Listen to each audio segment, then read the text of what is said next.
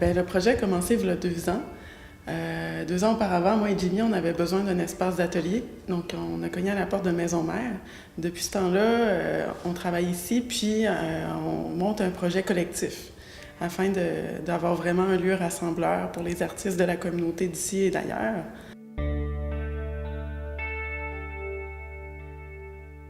On a développé un partenariat avec l'Auberge de jeunesse, l'Auberge des Balcons. Donc, en échange d'une œuvre de petit format, les artistes ils peuvent être hébergés là-bas, puis ils ont un espace soit collectif ou individuel. Au fond, l'artiste il peut s'installer. Éventuellement, il va pouvoir profiter des ressources matérielles, ressources humaines qu'on va avoir de disponibles pour lui. Donc, c'est dans le but de créer une espèce de milieu créatif, artistique à la Maison Mère. C'est ça votre but en même temps? Tout à fait, vraiment créer un écosystème. Tu sais, c'était vraiment... des ateliers à Baie-Saint-Paul, c'est quelque chose qui manquait. C'est un lieu où il y a un musée, il y a des lieux de diffusion, il y a beaucoup de galeries d'art, il y a des événements et tout, mais vraiment un lieu de production comme nous, on vise à avoir. C'est quelque chose qui était totalement absent. Puis, je cherchais moi-même, avant Maison Mère, un espace de location abordable pour un atelier. L'idée un peu, c'est d'offrir des équipements, un contexte de création, une communauté au commun des mortels qui pourrait adhérer un peu comme un genre de coopérative, être membre, puis avoir accès, exemple, accès à une presse pour faire de la gravure, accès possiblement à un tour en poterie. Si quelqu'un veut s'initier à la poterie ou qu'il y a déjà des aptitudes en poterie, bon, ben, il va être capable d'avoir accès à un prix assez abordable à des équipements. Les locaux qu'on utilise, c'est tous des locaux considérés comme non viables, des locaux que Maison Mère ne pourrait pas nécessairement louer. Donc, ce qui est intéressant, c'est que c'est des locaux que, comme artiste, on peut les investir et tout, puis les valoriser.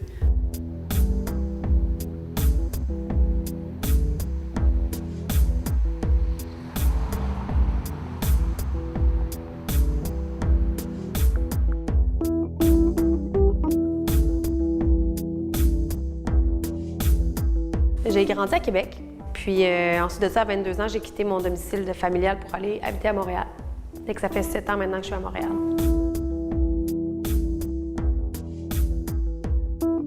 Je suis arrivée en 2012 pour étudier en photographie commerciale. J'ai fait un cours au Collège Marsan pendant 14 mois. Puis ensuite de ça, j'ai tout de suite commencé à travailler. Photographie commerciale, le cours, c'était plus une approche publicitaire, la retouche, mettons, c'était la photo d'objets, de la nourriture, tout ce qui pourrait se vendre, en fait. Beaucoup de studios axés beaucoup sur le flash, beaucoup sur l'utilisation de la caméra numérique. Puis, fait que ça a vraiment été plus ça, l'approche commerciale, et non, certaines écoles de photo vont être vraiment beaucoup plus axées sur la chambre noire, le retour à l'argentique. Mais l'école que j'avais choisie, c'était vraiment commercial. Mais en fait, en finissant mon école au Collège Marsan, j'ai travaillé beaucoup dans le numérique. Quand tu termines l'école, tu n'as pas beaucoup de moyens. Fait que c'est ça qui était le plus difficile pour moi, c'est de commencer avec rien, avec une caméra, puis des cartons, puis des noirs et blancs, puis de faire « OK, il faut que je fasse avec la lumière extérieure ». Mais moi, j'avais été beaucoup habituée avec la lumière flash, la lumière artificielle.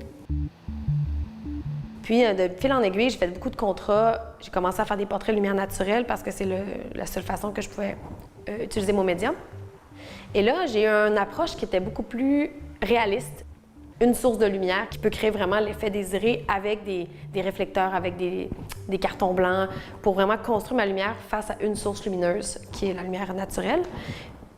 Donc, et là, est venue l'idée de pousser plus loin ma recherche et de retourner plus aux sources puis explorer vraiment l'aspect vraiment historique de la photographie et du portrait.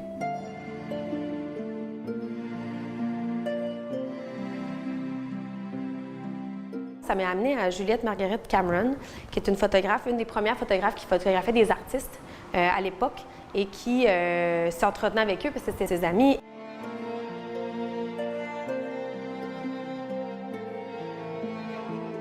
Est-ce que je dois comprendre que les premiers photographes étaient apparentés aux portraitistes? Oui, au peintre portraitiste? La plupart, au départ, la photographie a commencé en documentant les espaces, les lieux et documentant les humains. La photographie a vraiment pris la place du portrait peint. Parce que quand la photographie est arrivée, bien, les gens utilisaient des caméras au lieu d'utiliser la peinture. Fait que je me suis beaucoup apparentée à cette recherche-là qui était la photo d'archives d'artistes.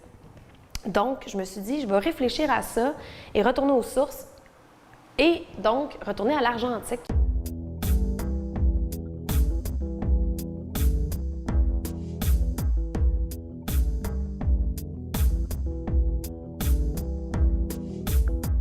Et je vais réapprendre à développer mes films noir et blanc moi-même, ce que j'ai pas appris à l'école. Donc, je me suis mis amie avec un photographe, Xavier. Lui, super gentil, il m'a aidé à tout trouver ma méthode de développement photo. Bon, bienvenue au 24-24!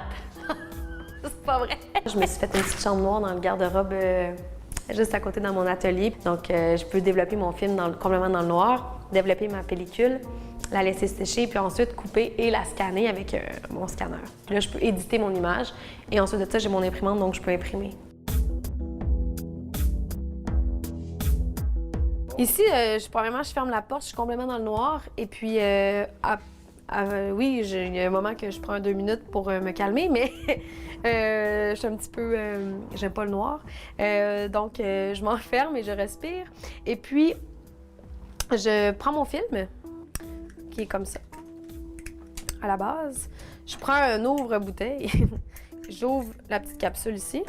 Le film, à ce moment-là, est à l'intérieur. Là, il n'est pas là, mais en le sortant ça, il y a un film. Là, toujours dans le noir, je le déroule. Je le déroule. Il y a un petit bout. Là, au bout des films, il y a souvent une espèce de petite encoche. Je coupe. Je l'embobine ici. J'insère le film. Je l'insère dans le... comme ça. Et ensuite, je embobine comme ça. Puis là, il embobine tout autour. Puis ensuite, une fois qu'il est tout embobiné dans la roulette, je l'insère dans le petit cylindre. J'ai soit le choix d'en mettre une ou deux. Donc, des fois, j'en mets 2, comme ça va plus vite pour le développement. Je mets les 2. Ensuite de ça, j'insère dans la petite cuve qui est ouverte à ce moment-là. Il y a de l'eau dedans, mais je mets à l'intérieur. Là, toujours dans le noir, je referme. Je clenche. Et dès que c'est clenché, j'ouvre la lumière, donc mon film est protégé. Et là, je pars comme ça.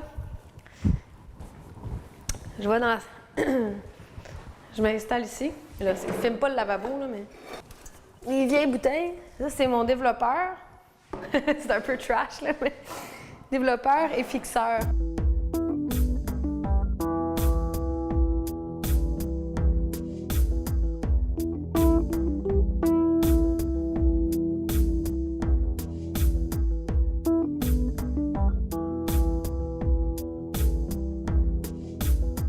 Selon le temps que le film prend, parce que chaque film avec les compagnies ont un temps de développement différent.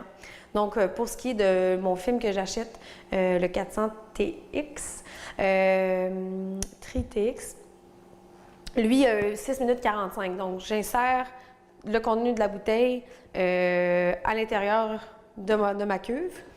Je referme avec le bouchon. Et ensuite de ça, il faut que je le tourne 3 fois. Je le redépose. J'attends. Et je fais ça à chaque minute pendant 6 minutes. Et le dernier 45 secondes, je fais rien, donc je laisse reposer. Donc à 6 minutes 45 précisément, je dois enlever le développeur. Je le remets là-dedans parce que je peux le réutiliser quelques fois. Je le remets là-dedans. Tout de suite, je rince à l'eau tiède. Ça va fixer le développeur. Ça va l'enlever au complet pour qu'il arrête de développer. Ensuite de ça, je mets le fixeur pendant 5 minutes. Je brasse 1 à 2 fois pendant les 5 minutes.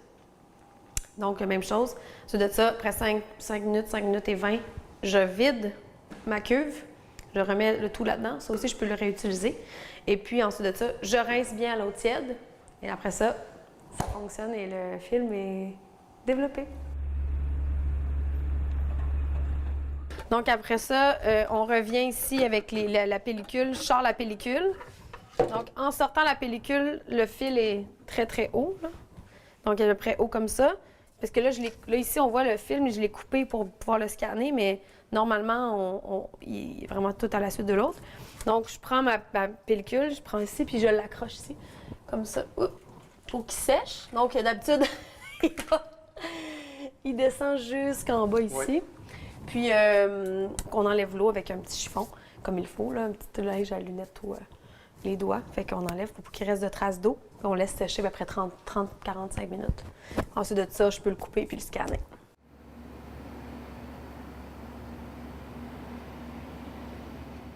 En fait, ça, c'est la première fois que j'ai scanné. La première fois que je scannais de ma vie, ça a donné ça. Donc, on voit ici quand même des petits défauts parce que c'est avec le scanner qui crée des petits... ça l'abîme un peu le film. La couleur était très rosée, mais dans le fond, c'est juste que je n'avais pas enlevé ma saturation lors de ma numérisation. Donc, c'est pour ça que ça a créé ça. J'ai fait aussi les photos dans l'intérieur de la bâtisse. Les escaliers, j'avais pris mon atelier au début. J'ai pris aussi un peu l'espace de la chapelle. Josiane, dans son atelier, au début du processus de création. J'ai pris aussi... ça, c'est vraiment une de mes plus belles photos, je trouve, que j'ai faite ici. On voit un peu l'église au loin, avec les montagnes.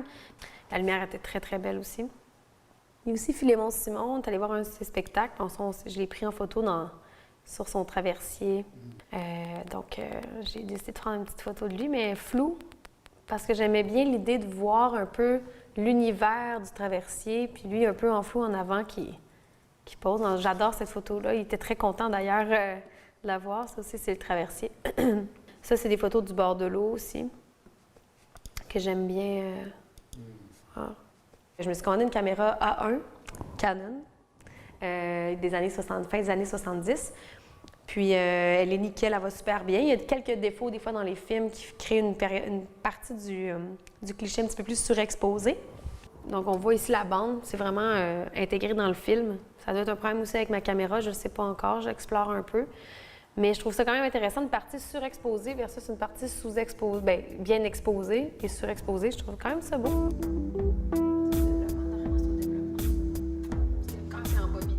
Et ma recherche sur l'histoire de l'art, l'origine du portrait, l'origine de la photographie m'a ramenée à me baser sur vraiment qu'est-ce qui est vraiment important dans la photo aujourd'hui avec une culture de l'instantané qui est super présente avec les réseaux sociaux, avec l'aspect téléphone intelligent. Donc, je me suis dit, ce qui est intéressant dans tout ça, c'est vraiment de se concentrer sur le vrai. Qu'est-ce qui va perdurer dans le temps?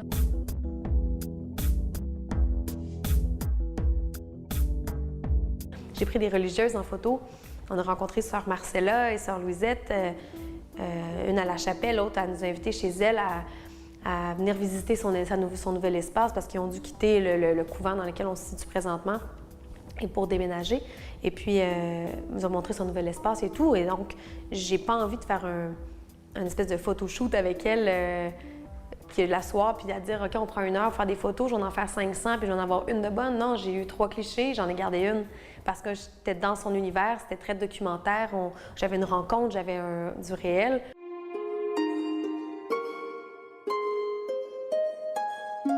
Donc, le retour aux sources a été de revenir vraiment à la culture du j'ai 24 poses ou 36 poses pour faire mon idée. Et non, j'ai une carte mémoire infinie avec 500 photos que je fais clic, clic, clic, clic sans arrêt, sans connexion avec mon sujet.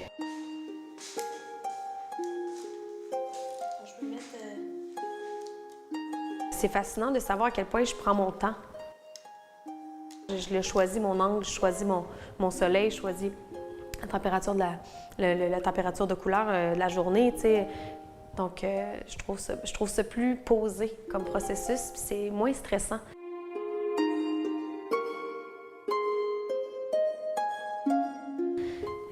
Surtout ici à Baie-Saint-Paul, c'est très calme, la nature, l'éveil au moment présent est très, très, très particulier. Ça sort de la culture citadine de la métropole. Donc, non, ça fait du bien de se poser un peu.